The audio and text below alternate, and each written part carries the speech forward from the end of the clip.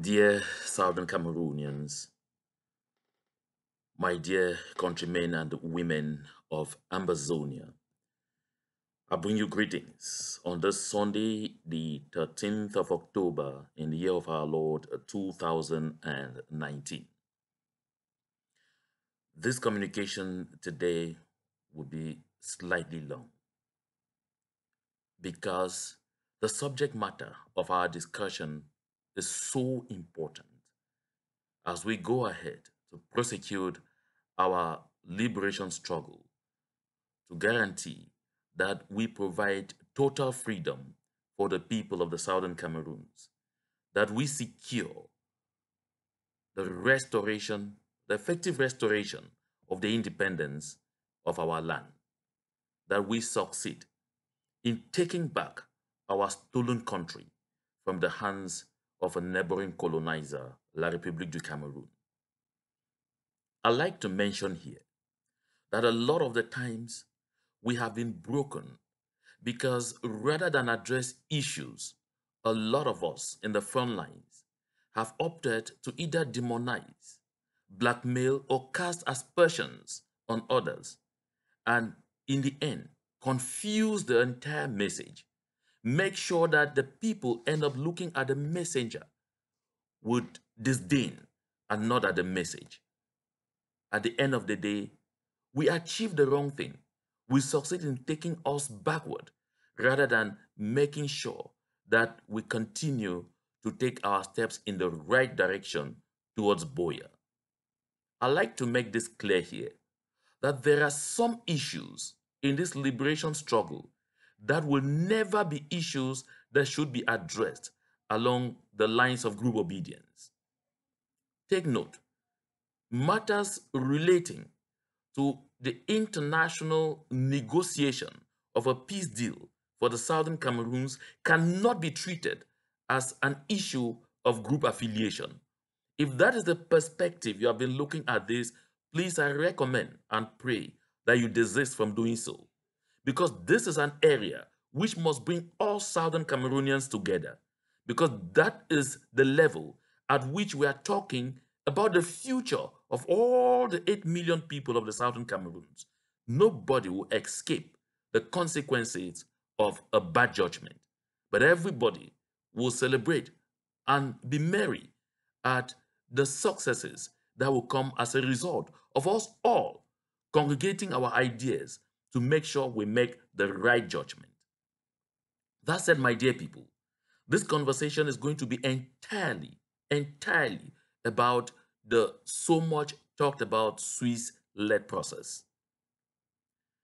My brothers and sisters of the Southern Cameroons, I'd like to make this first clarification that this is not because someone will say it is an initiative cast or brought in by the Sako-led IG that some people are opposing it. This is untrue. And I want to prove that. On the 1st of February 2019, I published a video and I recommend that you go to my YouTube page. At least technology doesn't lie. You will see the video posted there on the 1st of February 2019, in which I announced from intelligence that I got from diplomatic circles that the French were about to use Switzerland as a proxy to get at the Southern Cameroons. Because the French knew that if they came in by themselves, no one would even pay a listen, not even for 1 second. By the time I made this video, I had no idea that the Sako-led IG had written to the ambassador of Switzerland in Yaounde, requesting that he gets his country to be engaged in seeking a peaceful negotiation to the Southern Cameroon's question, to the ongoing conflict between La République du Cameroun and the Southern Cameroons. I had no idea. By that time, the SCLC was not even in existence. We were yet to hold the All Southern Cameroons People's Conference. That was on the eve of the day we met with Eli Smith and Reverend Cham Conference in Maryland, United States of America. I bring this out because it is important to have this idea, to have this knowledge, so you grow to understand that it cannot be because of the fact that it is the Sako-led IG that wrote to the Swiss government that would generate that people get so critical. And I also want to note that when they talk about rejection, I've not seen any outright rejection from any actor in our struggle with respect to the Swiss-led initiative. People have simply raised concerns, concerns that deserve to be addressed to make the process at least acceptable, because we're already inside, and so we must have to fix it. And that is what this is all about. On March 29, 2019, that is the day that the people of the Southern Cameroons were informed of the creation and coming into existence of the Southern Cameroons Liberation Council, the SCLC.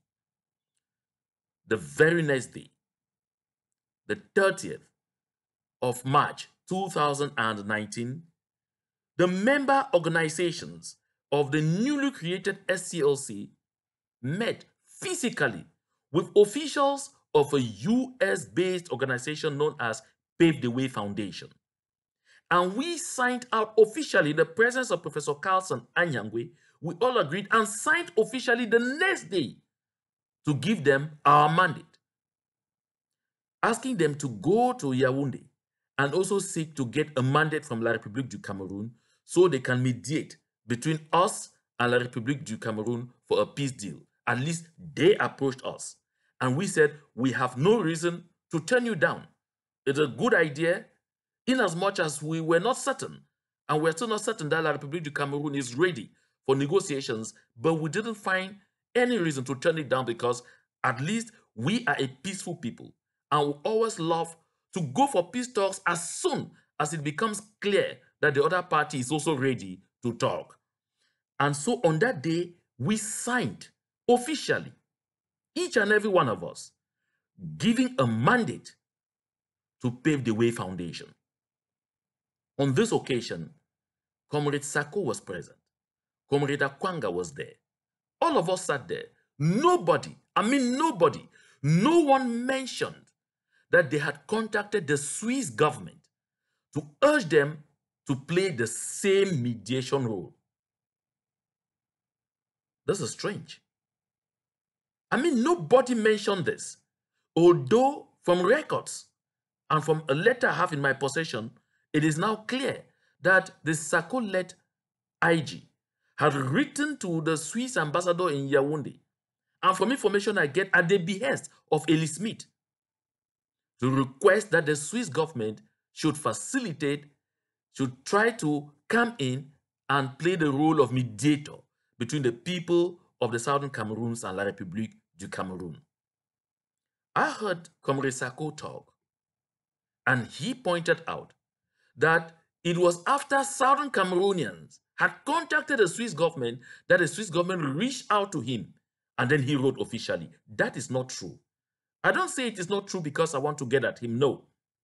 I say it is not true because we need to face the facts.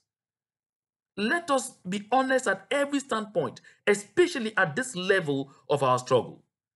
Our people deserve to know the truth, so they are able to appreciate the circumstances before us, so that we all are able to right anything that is considered or can be considered a wrong that was done, even in good faith. At this point, I really also want to hammer out here that all the babs out there with the conspiracy theories about this one must have taken money, that one must have taken money, those ones have no place at this level. And I like to make this submission very clearly here. Unless proven otherwise, I don't think there is anybody in the leadership or in the front lines of the Southern Cameroon's liberation struggle who will willingly go out there to betray the people. I think if there is anyone who from inception or at the beginning had that intention, by seeing what has happened to our people for 3 years and counting, the carnage, the deaths, the massacre, the ongoing genocide, would definitely have had a change of mind. And so I completely disagree and like to discourage anyone who comes in this particular issue with the notion that somebody has taken bribe and is about to betray the struggle. I like us to note that each and every one of us must be motivated definitely with the anxiety to provide the solution. In the process, we can possibly make mistakes. In the process, we can possibly have poor judgment. That will not be any problem.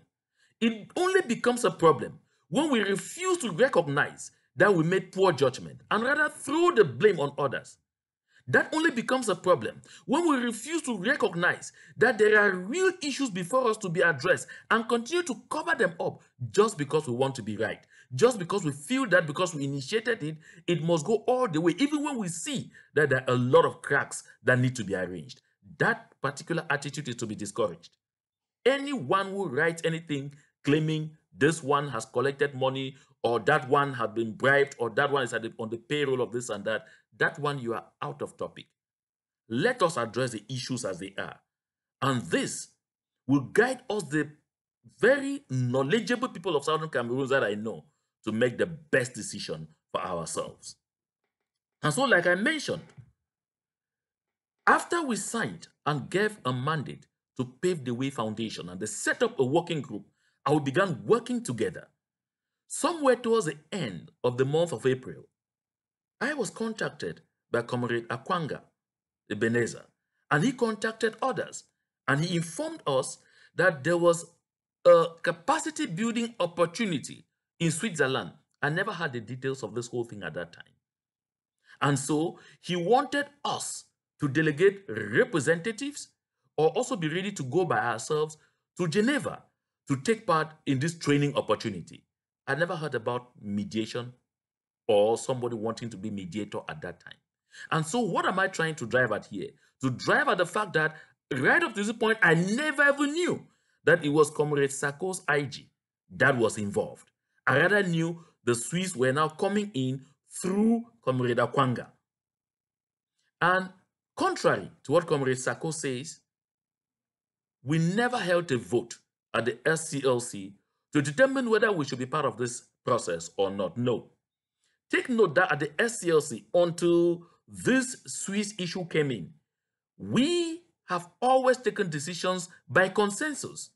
And that was the avowed objective that led to the creation of the SCLC, that we should take decisions by consensus, not by vote, because issues relating to the core fundamentals of our struggle for freedom will not have to go through a vote.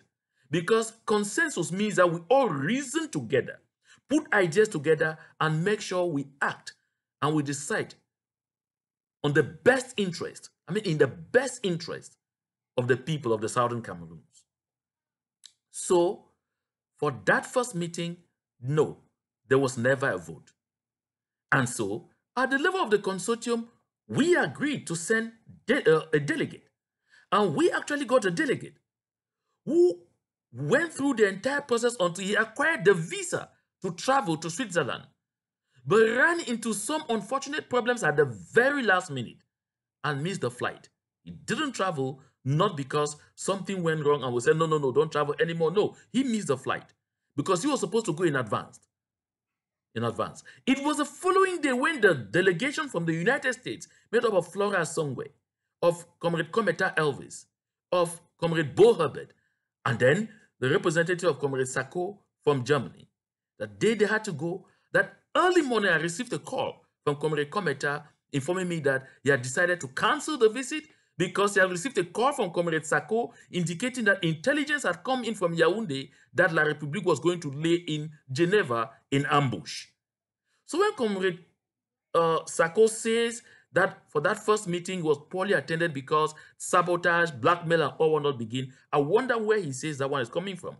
Because we found out at the end of the day that the person that gave him intelligence from Yaounde that La République was going to lay ambush in Switzerland was the one and only Eli Smith. So because Eli Smith felt disgruntled that he had pushed for this initiative, but at the end of the day was not being involved. He was not being called upon to travel to Geneva. And so he wanted to spoil. And he called Comrade Sako, and of course, he succeeded in spoiling at least. I think that these names and these circumstances need to be highlighted so that our people know where the trouble is coming from. When you don't do, they have the feeling that this spoliation that you're talking about came from the ranks of the leadership of our struggle, which is not true. I like these issues to be raised. And so Comrade Akwanga found himself alone in Switzerland, flanked by Dr. Bernadette Ategan and some other persons who traveled from Asia. And that is how we ended up coming into a Zoom conference. Now, during that Zoom conference, the Swiss officials already wanted us to, at the end of it, issue a mandate for them, grant them a mandate. And that is when some confusion came in. Some of us on the call did not know that this was about giving Switzerland a mandate. That is where we were informed that they had had a mandate from La République du Cameroun and they needed us to give them our own mandate. Some of us knew that we were to go for capacity building, not to give a mandate. And that is how the statement that was supposed to be issued ran into a ditch. There were spanners in the wheel. We started disagreeing. And at the end of the day, I suggested that we should rather forward to them if our intention, as Comrade Biya-led argued, should be to demonstrate to the world that we are ready for peace at all times, not that we have shied away from any opportunity to talk peace, then let us forward to them the resolutions of the All Southern Cameroon People's Conference that was held just a few weeks back in Washington, D.C. And in those resolutions, we knew that it was highlighted that we were ready to go for negotiations at all times without preconditions. Whereupon Comrade Biya-led took the engagement to look for those resolutions. And when he found them, the following morning he reported to the group that upon perusing, he realized that something had happened. That particular mention that was made in the hall, that we were ready to negotiate the terms of our separation at all times without preconditions, was omitted. That is what stopped us from sending a copy of the resolutions. And we asked for 2 to 3 weeks to reconsider and to make consultations.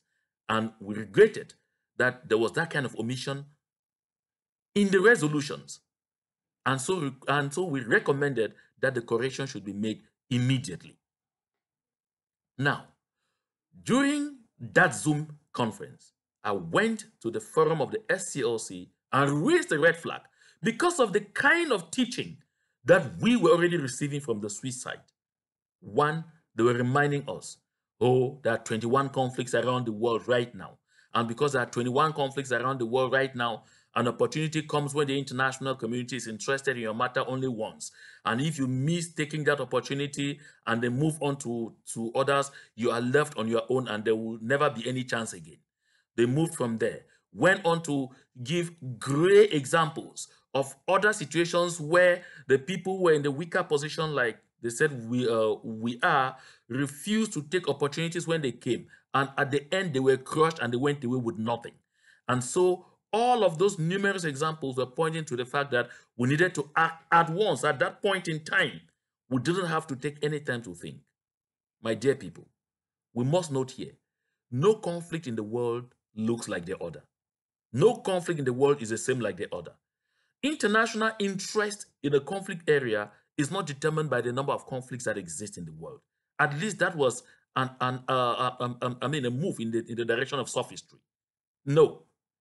If you take time to study the geopolitics of the Gulf of Guinea, you take time to understand why the Gulf of Guinea today is pivotal to the world leaders, and understand the troubles that are being faced in the Persian Gulf, you will understand completely that attention to what is happening in the Gulf of Guinea is not because we are just one of the 21 conflicts that are ongoing in the world. If you do the geostrategic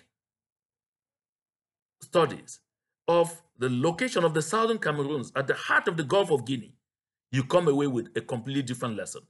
I'm not saying here that we should be warmongers, but I'm also saying that we should not therefore have been pushed into haste just because you feel that we need to get attention.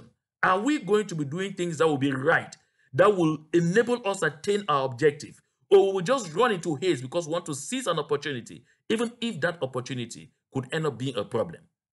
These are issues I always pointed out we needed to study. But what I found out, and this is very important, was that that kind of teaching was unwelcome.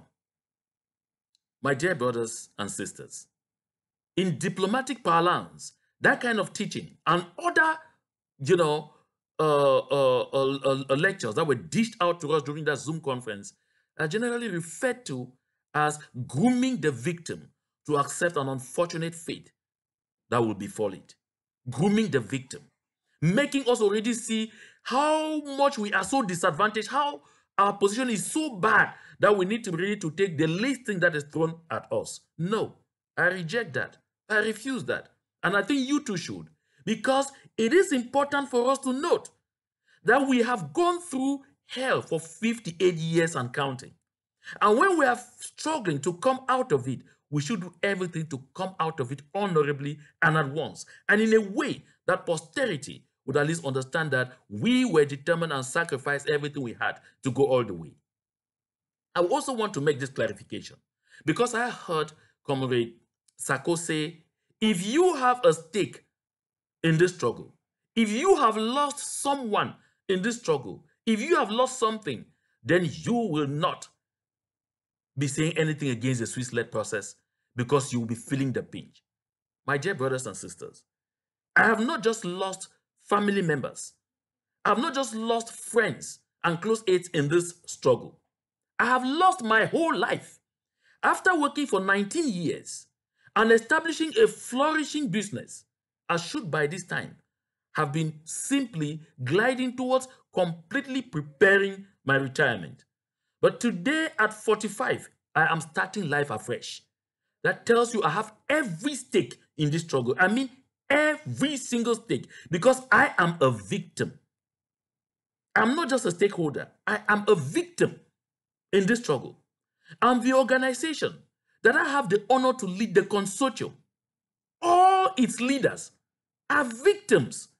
All the member organizations of the consortium that are on ground zero, that are daily going from forest to try to see how to create safe passage for our people to go to the farms and cultivate crops to avoid the famine that La République is trying to force on our land in the nearest future in a way as to discourage our people, are victims. We are not just stakeholders. That is why we will continue always to be the eye-opener in this struggle. We cannot blink. I can't blink. Where am I living? Where is my future?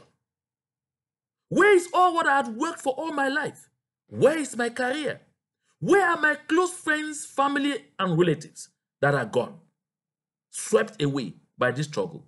Will I sit by and watch for them to go in vain? For the sacrifices to go in vain? Oh no, sorry, I can't do that. And now, after this Zoom meeting, comes the second arrangement for another meeting in Geneva. Now, with respect to this second meeting, we had a lot of disagreements at the LCLC. But at the end, we agreed that we were going to at least send representatives. I went to the consortium to indicate we need to send representatives to Geneva. There will be another meeting. 2 representatives. They were designated. They were chosen. But as we were discussing and going on, an issue came on.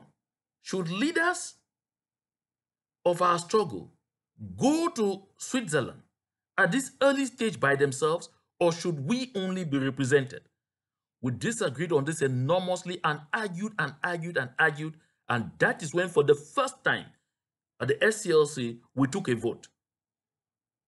And in that vote, Comrade Sako and I stood for the fact that we send representatives. The rest voted that the leaders go by themselves. But at the end, Comrade Kometa agreed to a proposal I made that we bring in an expert to exchange with us and to give us his or her own ideas on exactly what we needed to do at this stage. And so we brought in the expert because we needed to hear from this expert so that perhaps we could return to a consensual agreement. The expert came in.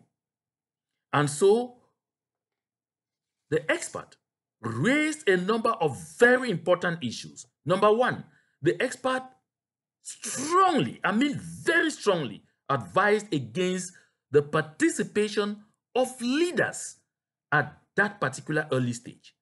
What was the argument brought forth by the expert? The expert said, one, the Southern Cameroons is being looked upon by the rest of the world as a very disorganized set of people. The rest of the world, they are still thinking this far that we are in such a cacophony that they don't know if we can be able to run a state by ourselves. And a good lot of those in the leadership are not so well known in world circles. And so it was dangerous for our leaders to carry themselves to any first such meeting because they were going to open themselves up for assessment. Open themselves up to assessment. You will be assessed. You will be weighed. And they will try to know what strength do they represent? What do they know and don't know? What is their power base and all of those things? That is what the expert said we should avoid. Don't go by yourselves. Send representatives. And especially, if you go by yourselves, and because you are the final authorities, you may be forced to find yourself on the spot making a decision. And it is not advisable for you to go and sit on the spot and make a decision without consultations, without having the time to talk to experts across the board, without having the possibility to weigh every option and have a veritable think tank talk to you, advise you before you take a decision. That was the first piece of advice.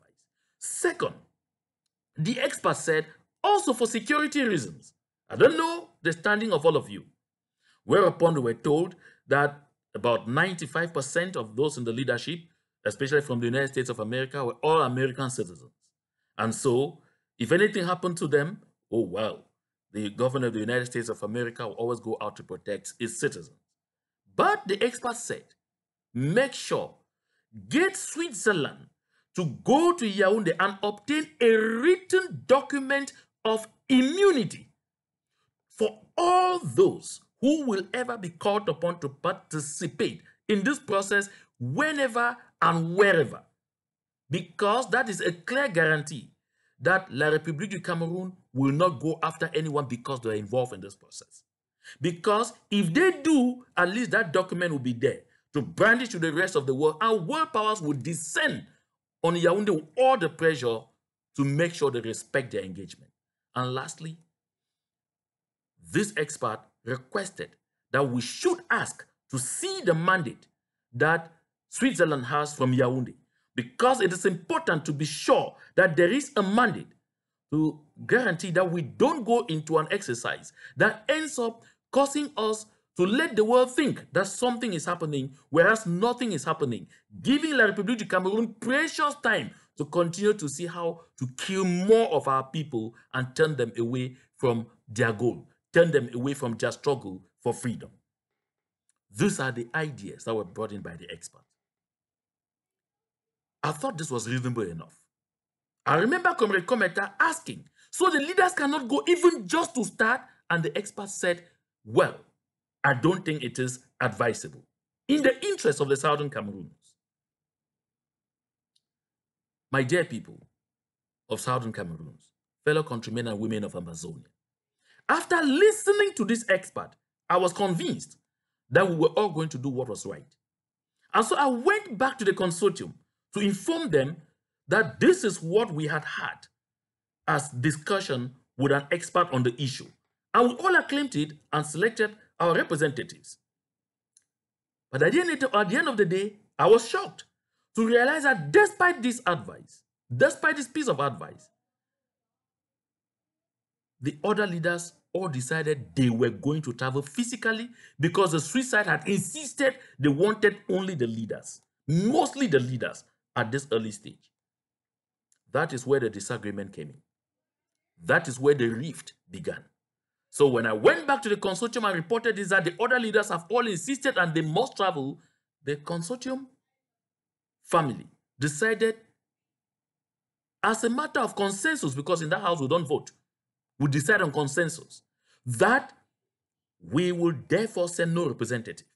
Because if these leaders go and are forced because they are there to take a decision on the spot, and because we were present, we will de facto become part of that decision.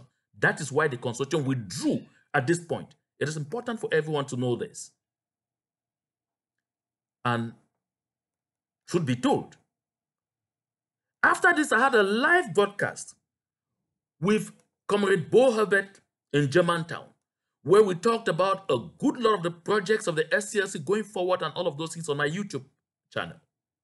At the end of that discussion, we were not just talking off the record about this Swiss thing. And Comrade Bo insisted, no, I have to go. I must go. I said, okay, but bro, I fear you may go and find yourself that you end up taking a decision. He said, no, we cannot sign anything at this stage. Comrade Bo said this in the presence of ocular witnesses. He said, no, I assure you, we cannot take. I said, but how? These people will pay your flight. They will pay your lodging. They will give you per diem and they will feed you. And you tell them that you are not going to sign. He said, no, nobody, if they insist on sign, I will get up and walk out. I said, Comrade Bo, I don't see that happening. And my dear people, you are all witnesses to the fact that at that very first meeting, and against all odds, they went ahead and signed and issued a mandate to Switzerland. One, without us seeing the mandate that Switzerland had gotten from La République du Cameroun. Two, without us getting that very important document granting immunity from arrest to all those who will be participating in this process. Number three, they didn't just end there. They wrote this line in that document of immunity. They said, we want the international community to see the Swiss-led initiative as the only one with any real chance of success. Dear people, this is a devastating statement. Why on earth will you decide by yourself to tie your hands, to close the doors to any other opportunity when you don't even know exactly what is ahead? I must say this, that at the end of the day, when you listen to what Comrade Samuel Sako said in his 58-minute video or audio that is circulating right now, he said when the leaders got there and sat down for discussions and capacity building, they realized that they were completely empty, that they knew nothing about international mediation, international negotiations, and nothing. Oh, Jesus Christ of Nazareth. This is a massive disgrace to the Southern Cameroons. Of course, this is exactly what the expert had warned about. Does that mean that there are no experts, no knowledgeable people in Southern Cameroons who know about mediation, who know about international negotiations? I am a trained diplomat. I trained at the Yaounde International Relations Institute of Cameroon. That tells you that at least I know a lot of the way that La République du Cameroon will conduct its diplomacy, because that is the school where it is cooked. I had done a lot of internships, diplomatic internships, but I have not taken part in any mediation, in any negotiation process. I have not been a negotiator. So I couldn't have claimed or wanted to think that I was an expert. And that is why, to make sure you don't portray a poor image for all 8 million Southern Cameroonians, to portray us to the world as very ignorant people, and people start wondering whether if we were given a country, we can even run it. The expert advised you to shield yourself with experts. Being a leader doesn't mean you are all-knowing. The most knowledgeable leaders in the world, those that are credited with a lot of wisdom, are those who always surrounded themselves with the best experts and who always sent the experts ahead. The experts spoke for them. The experts did everything for them. The experts fronted for them, and they came across as being so wise. They came across as being so intelligent. But in the end, sometimes they may even be dullards. This is what we have done to ourselves, because we refuse to listen to expert advice, because we want it to go on record that I was there, I signed on to it, I took that initiative. When the Swiss were calling and putting pressure for that second meeting and wanted only leaders, I talked to the Swiss officials. I talked to Alexander Lepseski, and I told him I felt the timing was not the best. I told him I felt it made sense for our people to have enough time to do broad-based consultations and at least have the backing of all those who at least had sound knowledge about international negotiations before coming. When I talked to Patrick, still of the Center for Humanitarian Dialogue, I told him, please, can we have 2 more weeks? Can we push this meeting forward by 2 weeks so we have time at least to do some consultations? And he told me, look, we want to seal this thing very fast. There are a lot of other countries, showing interest in this thing. We should close it quickly. We need to close it quickly so that we avoid this disturbance from other partners wanting to come in. My dear brothers and sisters, and I asked myself, is it in my interest to make sure I wait off other partners, other parties, other interested parties in the interest of Switzerland that doesn't even want us to do consultations, that doesn't even want us to stop and think and reason before getting into this thing? That is how we found ourselves here. And that is why today the Swiss are doing everything to divide and rule among us. That is why the Swiss are now putting the lines in some people's lips that, oh, we have about 80% of the critical mass, 80% representation. 80%? Look at the various organizations that have signed on. At the start, there were 8. Of those 8, the Federation of Southern Cameroon's women organizations withdrew. Then, when they went for the 3rd meeting, they became 10. When they were signing act. Shortly after signing, the cracks already came up because Scope withdrew. Now, look at a lot of the organizations that are even signed on. There are some that a lot of people in this struggle are hearing about them since the past 3 years for the first time. Where have they been acting? Where have they been carrying out their activities? Just because they need to fill numbers. Just because you want to claim majority. That is what the Swiss did in Central African Republic.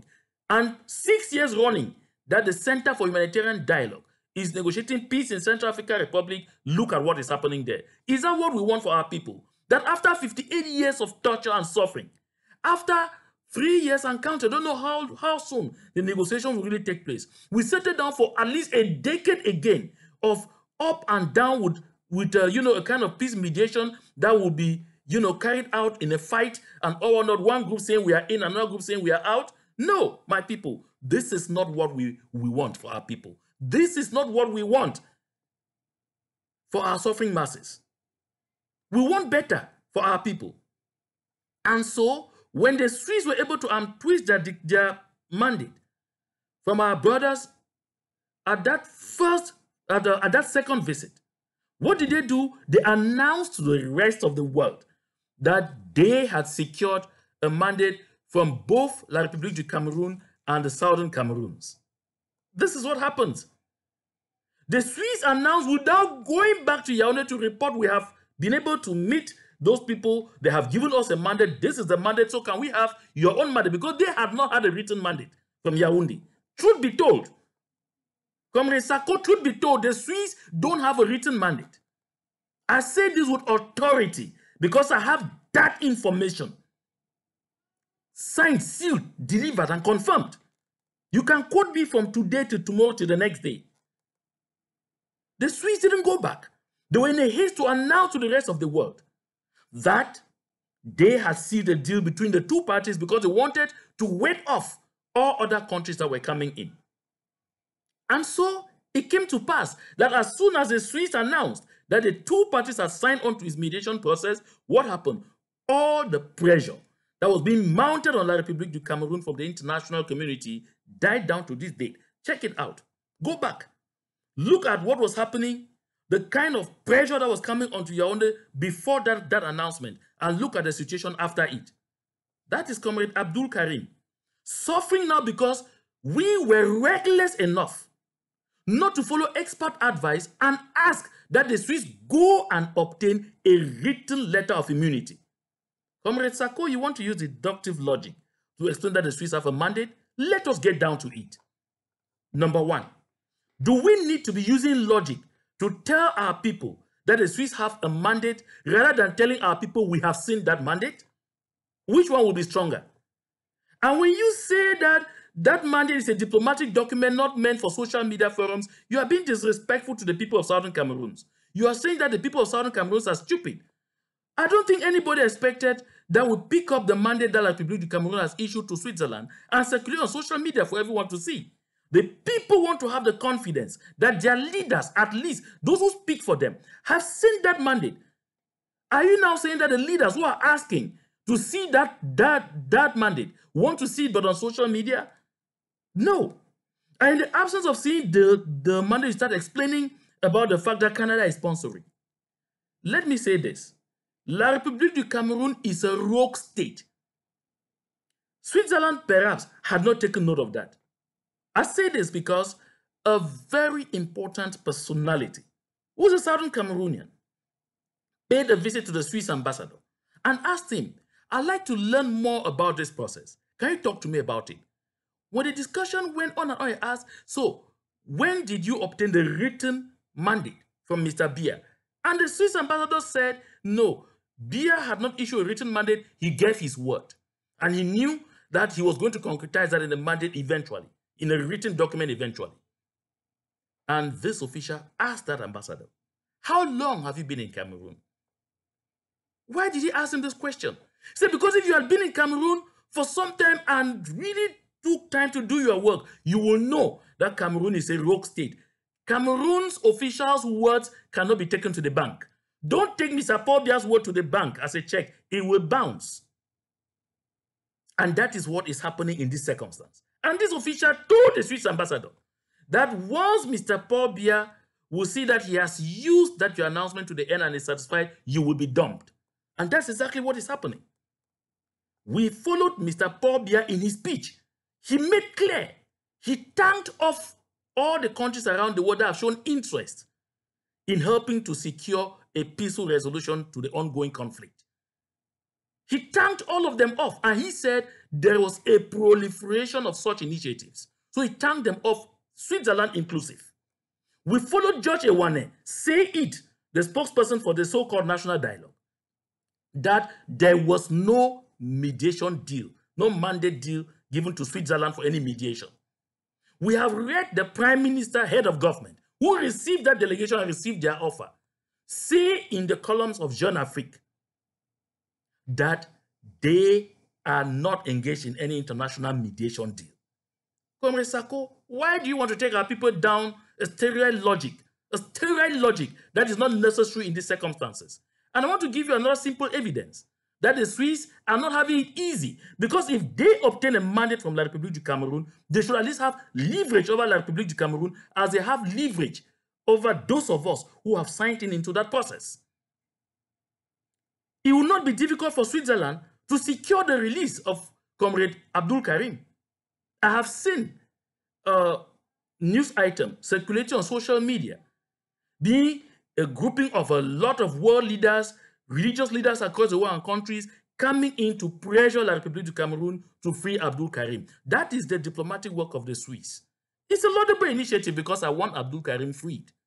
But why is Switzerland going through all of this trouble? Because they do not have that leverage over La République du Cameroun. Because there is no mandate existing. That is the problem.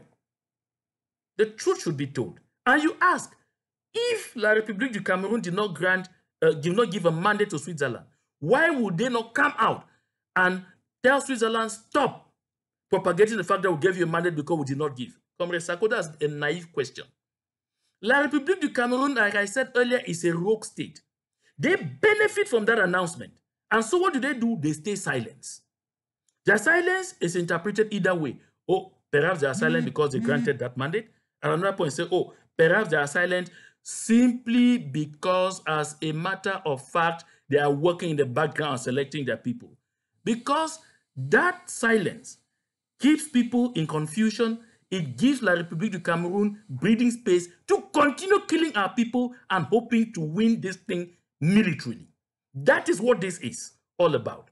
It is not what you are saying. That is what this is all about.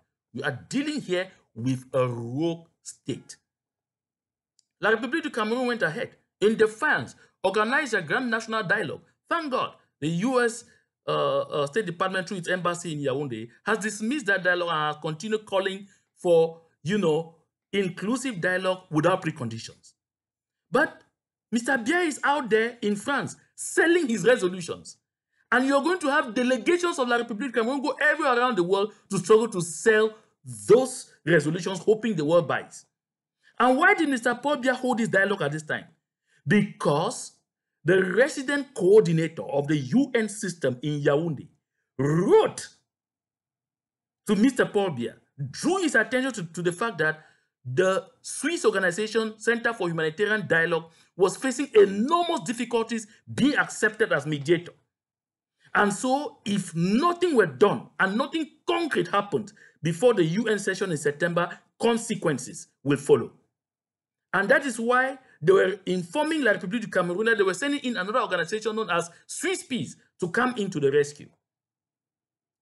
So Mr. Paul Biya said, I will not rather give Swiss what they want. I will organize a grand national dialogue as diversion at that time, announce it while this session is going on, so that it is an opportunity to have yet some other time. You followed Honorable Weber, pointing out that during the 4 days of that dialogue, at least 36 people, those are the ones known, were killed. Right after that, the killing machinery is continuing unabated. My dear people, I think it is important for us to sit down and reason and try to understand that this is not an issue that calls for partisan thoughts. It is an issue that brings all of us the responsibility to make sure we sit down and do what is right. Now, what I want to say is this. The world practice is that once one country or one party or one organization announces that they have sealed a mediation deal between two warring parties, no other country will come in. No other country would do anything, or no other party will do anything until this particular initiative crashes. So in this case, only Switzerland can now invite another party to join the mediation team. We are saying, yes, we had our apprehensions about Switzerland, but we are already inside. We can't reject you, Comrade Sako and others who have signed on to the Swiss deal. No, we will want to be part of it, but we will want to be part of it only when it is clear that we shall have multi-mediation. We must have another party to come in for oversight. And to have any other party to come in for oversight, only Switzerland can officially invite that party to join. And we can only get Switzerland, invite that party to join if all of us come together, make a resolution and send to Switzerland that we will only continue with this deal if other parties come in. But unfortunately, this is where the Swiss have built a firewall around this possibility using our own very people. Exactly what La République du Cameroun is doing for us, is doing to us in Yaounde. Using our own very people. They are transforming the leaders that have already signed on to that initiative into that firewall, making sure they don't accept this possibility. Making sure they don't accept to be party to the fact that we bring in another actor. Why? Why will we want to stop something that will be beneficial to us? I'd like everyone to go onto Google, hit multi-mediation, find out the advantages of multi-mediation, and then come back and tell me why some people in this struggle will want to oppose it, will want to be against it, will want to have Switzerland as the only actor, when that is what the Swiss want. And why do they want to be the only actor? This is the crux of the matter. Stop demonizing people. This is the issue. And I'd like to point out here that the way forward, the way out of this whole thing is for us to be able, or maybe before I come to the way forward, let me say this.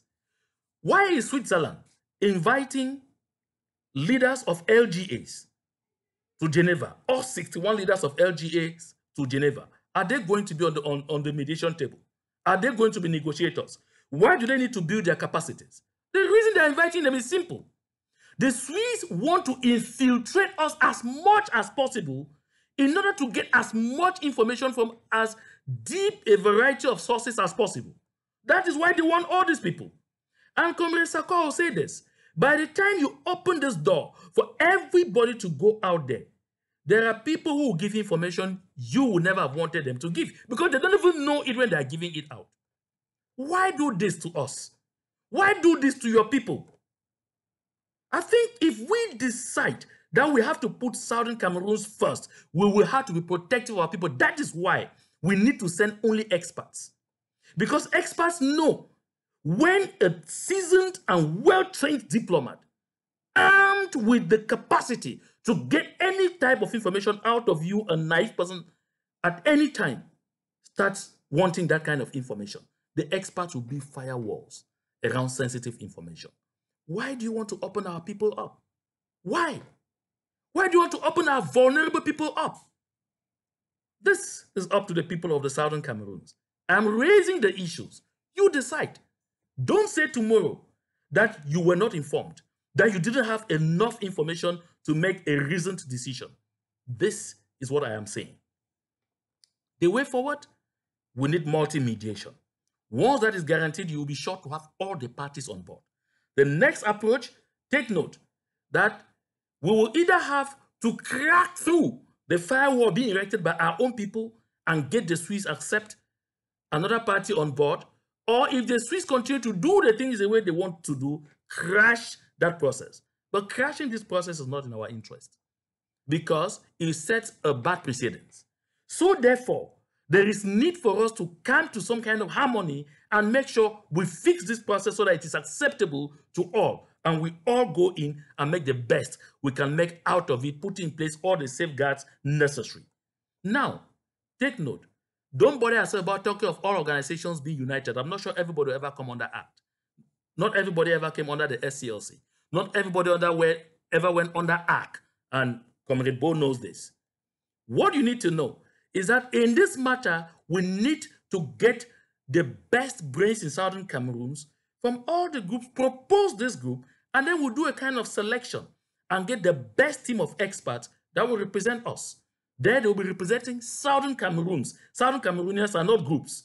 And they will now report to all the groups. But it will be one team. They will now report to all the groups. So we will all be united on this process through our experts. And this is the best way forward. Thank you so much, my dear people. I'm sorry I took a lot of your time, but I thought it was necessary to raise these issues at this point in time. To God be the glory.